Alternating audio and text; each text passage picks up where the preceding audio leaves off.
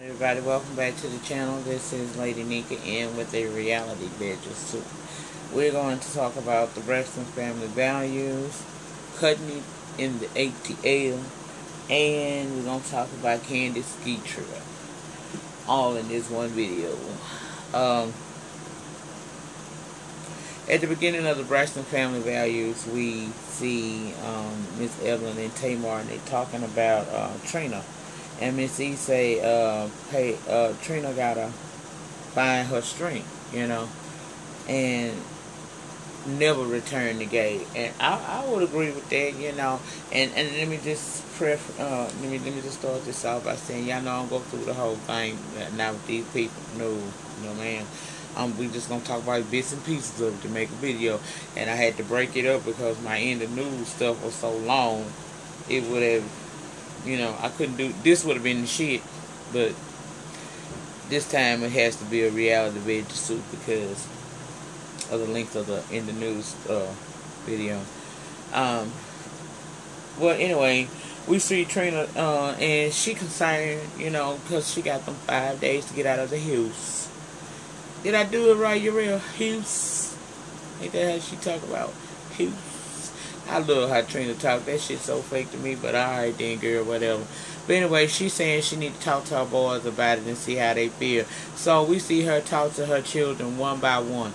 The oldest boy, you can tell he's a little bit more emotional about it, but he don't want to push, He don't want to, say too much. And it's like Trina was almost pushing that child to really be expressive about how he feel more than what he was already given.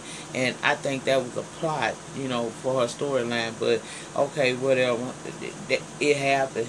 Well, he said that he would, he wish things hadn't happened like that, but he loved his mom, and he gonna roll with her. Well, that youngest one killed me, baby. That youngest one was not. He was not fated. That boy said, I already expected it to happen, because he older now. They got access to the internet, and let's just be real. You remember all that shit that Trina done had said about her and Gabe, especially when Gabe was over there having sex with this motherfucker on webcam, and the bitch released all that motherfucking footage about what he was doing and came for Trina like that, and everybody was calling Trina hoe and shit because she had sucked off one of her damn bandmates. But the only why she did the motherfucking shit was because he was cheating on her anyway. But anyhow, child, that little boy wasn't even much faded about it. It was like he really over the shit. He really act like I was waiting on this shit to happen, bitch. So, let's keep it moving or whatever. Well, she got a little rent place she got, was hooked up with. And so she got somewhere to stay with. You see them going into that house. And, first of all, I know they moving and shit. But Trina's house seemed a little unkept to me. Child, I don't care how successful I get in life. One thing I'm not going to allow to happen is me to live in no kind of filth. I'm not saying it was like hoarders or nothing like that, but she wasn't the tidiest bitch to be around there. If I know I got these fucking cameras coming up in my house, I don't care if I am moving. We gonna clean this bitch up if I ain't already had cleaned it up like that. But see, me, I would already had it clean because I clean every day. That's just the type of person that I am. But yeah, they came in there and started moving shit. It was just really all I saw was her two boys and two of her good girlfriends over there. I ain't seen no Trina, no Tawanda or nobody over there trying to help her get the shit moved out or whatever. Well, on their way out, two significant things happened. One of the friends found, or one of the sons, I can't remember who, because that shit was Friday, Thursday, or whatever. But one of the friends found some old photos of Trina and Gabe's wedding, and she basically, I don't know if she tore them up or just threw them down and called it trash, and they left the house. It's like they didn't do no tidying up after they moved some of the stuff out, like getting up paper or trash that was on the motherfucking furniture or something like that. They didn't do none of that. They just left this shit like it was. And then on top of that, she was cleaning some funky ass chitlins and shit, and she left the water that you clean them with in there. That's gonna have a scent. Then she cooked some of them bitches, so, when he walked in there, he smelled shit, and she said that's synonymous with how their marriage was. It was full of shit. So I was like, okay, girl, Then she go home to her new home, and Tawanda comes over there, and she tells Tawanda that Gabe had stopped her auto pay on her bills to fuck her credit up, so it could affect her business, her bar chick business. And I'm like, girl, why didn't you just remove some of the money? I kid you not, bitch. When things started going wrong between me and man, I knew right motherfucking then. Okay? I knew right motherfucking then, bitch, that I was going to start moving coins slowly but surely. See, the way my thing was set up, I would get like a monthly amount of money that he would say, take that out and go do what we gotta do and shit. We were gonna auto pay on some of my bills, but I still had access to all the coin, right? And so when I started seeing things were starting to get a little rough, see, he never did keep up with stuff like receipts. He wasn't that type of controlling man. He just was controlling his boy, trying to keep a bitch in the house and shit, and trying to make bitch do shit she don't want to do. That's kind of controlling, but he wasn't the kind that like nitpick and go behind me and check every little piece of information or I saved that we had to spend in the house or something. He wasn't like that there, no. But, you know, I did when I saw shit was getting bad and I knew that we was nearing the end, you know, because I hadn't already escaped twice. Bitch, this the last one, and this time I'm running for my life because I'm not motherfucking staying here not another minute. If one or two things gonna happen, I'm gonna get away or I'm gonna die. I don't want you no more. And I'm not staying not another goddamn minute. So when I knew it was at that moment, I was at that point, child, I started taking money and putting it in another account. And I did that, and I saved. Because I wasn't going to go. This time, I had ran out of money one time. One time, I fell for the okie-doke and believed that he really was going to change. I went back. But that third time, which is that charm, I ain't go back.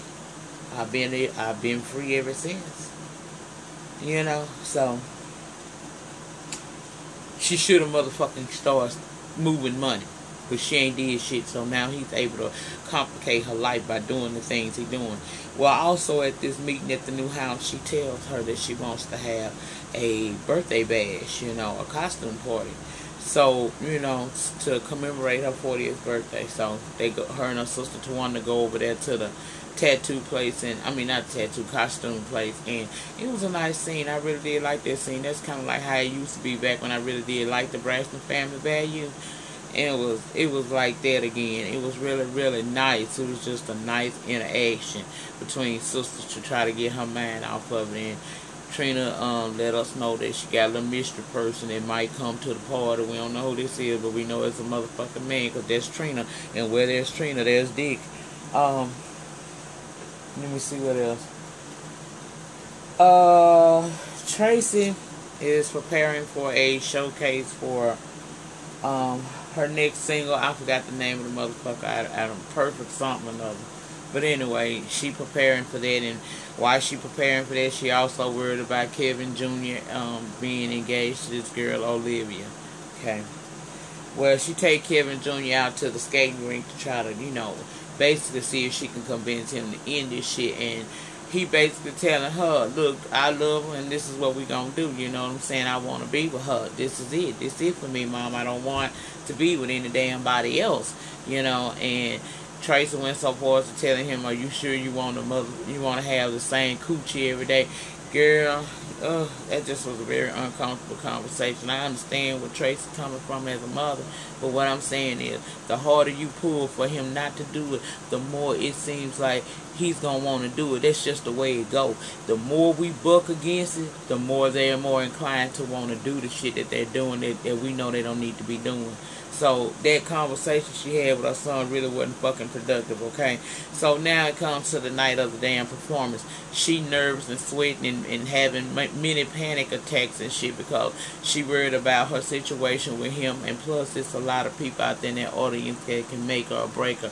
A lot of musical personalities, I guess, or people of influence in the music business that make the decision whether or not her music will be played on these stations and shit is out there. So she's very nervous about that. And Kevin let her know during this time right here, because she asked about it, that Olivia wasn't there, and because her dad don't want her to be there, because her dad don't really want them together either now, since they announced their engagement. Dad ain't feeling that shit either. So Tracy now weird even more, because she like, if both parents are against it, they gonna be really wanting to do it. So, you know, that's what happened right there. And my thing is this right here about that. Okay, Tracy, if you feel that way, just shut the fuck up, because you can't really just control what he do. He gonna do him. Anyway, it went off with her having a panic attack and saying she can't do this shit. So we're going to see if she going to actually get on the stage and rock it or whatever she do. I don't really, you know, I'm not no big Tracy Braxton fan. I have nothing against her personally. I'm just, you know, to me, it's nothing special about her voice. It's all right. I'm more interested in, you know, when she was doing hair. That interests me a little bit more, because she always used to rock some nice fiery red styles. But this what she doing now. Okay, well, that was it on it. The next one is cutting it into ATL. And on this show here, we're going to see Beauty and Mushia enter a hair contest. I guess this is a hair show. But there's a contest where, I guess if they come up with the most wildest styles, you know, it's $5,000 purse. Those two are going against each other, as well as this bald-headed guy and another chick. It's 4 of them going to be in this competition. 5, I think. Child, you can score between 4th place and up, but somebody gonna walk away with nothing, and we're gonna find out that nothing person, the person that didn't win shit, is gonna be Mushia. But we saw on there Deidre getting LaKendra to help her get her 12-year-old daughter birthday party together. That was really nice. It went off real well. They did facials and stuff like that. It's just really good scene. I like that. Also, we see a scene where the ladies are at something dealing. I don't know what this was they was at, because I really ain't paying shit no attention. But whatever it is, they had boobs and shit. So I'm assuming that this is a part of the hair place or the hair show, whatever. I don't know. But anyway, it starts to be a problem between Deidre and Beauty. You know, Beauty wants to argue with her, and the sister ain't no motherfucking better neither. Her sister messy as fuck, but and I think it's all because of LaKenya. You know, Beauty say LaKenya worked for her a year ago or something like that, and she never paid her booth rental. And so now it's just like every time Beauty and Deidre around each other, it seems like it's some kind of beef. But they went to arguing and shit. And after a while, Maya came over there and told, you know, kind of got LaKenya and Deidre and got them away from that situation, because Beauty was getting louder and louder and people were starting to look. And it was really just some petty bullshit to me. But anyway, Deidre told Maya, look, it seemed like all this is about some fucking booth rental shit that LaKenya needed. You know, LaKenya owed her. So I tell you what, let's end this shit. If this gotta be like this behind this kind of shit, let me peel back $100 to this bitch and give it to her. Which, I'm a side note, y'all, if she would have did that, that shit would have been a hit. Do you hear what I'm saying? Bitch, I probably would have jumped across my bed with my hands out, because I like to catch a bitch face every time somebody break it. That would have been the motherfucking read of this goddamn whole fucking season of this show. I promise you, if that woman would have peeled back them hundreds and gave that bitch $100 bill, bitch, that'd have been like boom. And it would have been a big miss, because she would have been feeling some kind of way about that, and they could have actually got into it to where it started, where they actually started having, you know, go to blows, and there ain't no sense in it, you know, escalating, nothing like that. I'm glad Maya talked her out of doing it, but I'm sure it'll come back up again. And if it do, Miss Deidre, girl, you better hand it to her just like that, because trust and believe somebody tell Deidre that it's going to be epic if she does it. Yes, let her know, bitch, you so bothered behind LaKenya, and I'm making so much money off LaKenya. Let me go and give you this little $100 so you can be in your right spirit, so you can get where I'm at. You know what I'm saying? That was a good little chick thing, baby. Yes, I was here for that. Yes, I was. Yes, I was. Well, anyway, we get to the night of the damn show or whatnot at the hair thing. Now, when they rehearsed this shit, it looked like a bunch of bullshit to me then. But I wasn't certain, so I was like, let me see how this gonna turn out. Child, them presentations was ridiculous. Beauties, I totally didn't understand. It was just a mess, and I ain't see her really do shit. Putting lollipops in a bitch head. It's supposed to be a hair show. Then you got Mushil. She came out, and they basically gave you international twerking. You know, she ain't do nothing special neither. And at the end of the episode, you see that Beauty placed 4th place. Mushia didn't place nothing. She went and sat her ass down. She talked about, we still fabulous. Yeah, whatever, bitch, but you didn't win. You lost. And Deidre go back there to try to congratulate him, and Beauty wasn't having it. She was like, I heard you doing my performance, doing all the heckling and stuff. Because you could hear Deidre saying shit like, girl, bye. I hope she ain't finna make this in. See, Nene already done made that. They're just, child. Oh, she done already made that unbearable. And I think this long-haired bitch is finna do the same damn thing this season. But that was it on that damn show there. Now let's move on over there to Kandi Ski Trip, which is the finale, episode 3 of the show. This time we're going back to Mama Joyce, and Kandi done said Carmen up to go in there and talk to Mama Joyce. So they in there talking, and they don't take long for shit to escalate. Because, child, we got to hearing about how Carmen done made a come up since she been with Kandi, how she always wanted Kandi hair and child and all kinds of shit.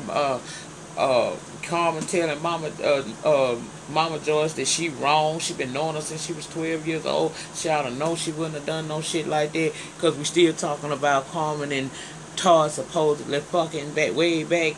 Child, it was ridiculous. They got into it, and then we seen the moment where it seemed like Mama Joyce kind of disconnected from reality, because I don't know what the fuck she was talking about. And later on in that episode, we find out when them sisters was talking to Carmen about that Mama Joyce had some kind of shit done to her brain that tried to stop her from having an aneurysm.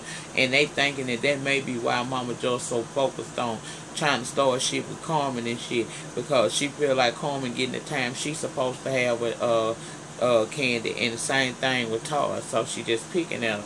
But anyway, back in that room, Kandi finally bring her ass in there, and I'm like, Kandi, why did you even leave out of there?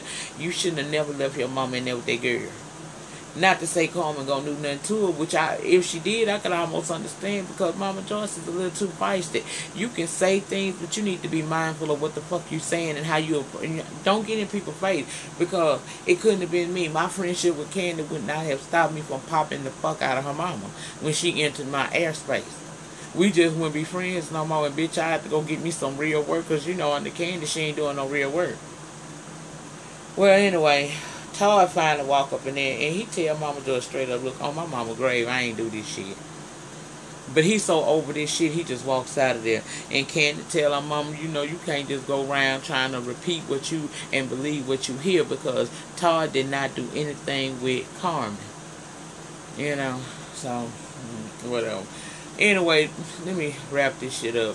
At the end, you see all of the family members get together, and they in their living room, and Riley and Kayla have bonded, and that's a good thing. Damn shame these two little girls able to come to a, you know, understanding and gain mutual respect and love for each other, and the grown folks just can't get there with it. I don't get it, you know. But anyhow, it ended with them, because I mean, you know, let me just tell y'all. It was a scene where the sisters were sitting there saying that Mama Joyce had their procedure and they don't know what to do, and the sisters got real emotional, especially Nora, saying she just want to help her sister, okay? That's when she was talking to Carmen. Alright, then you see Don Juan, Carmen, and Matthew, and basically Matthew is like, why y'all keep treating me fucked up? I'm only doing my job. And basically they fucking mad because they can't do it as well as he do, and Don Juan tried to get points in, saying some shit about he is the general manager of Kandi Coded Entertainment or whatever. Whatever. He don't do nothing either. But anyway, at the end, Riley and Kayla came up with a game called Let It Burn, where you write down everything you've held against somebody in that room, and you let it go. By letting it go, you put the paper in the fire and let it burn. And I like the fact that Kayla was able to tell Mama Joyce that, you know, she forgive her for how she treated her daddy and how she treated her grandma. It ended on a good note, y'all. It was alright, you know. It is what it is. I'm glad it was only 3 episodes. That was all we needed from Kandi, her family. I didn't pay attention to Kandi said she was gonna do better by her family. I forgot what everybody else said, y'all. But any damn way, that's it. That was it for on this shit here. Like I said, I'm on the road with videos, y'all. Please like, comment, subscribe. Tell somebody about me, and I will see you guys in the next video. And peace.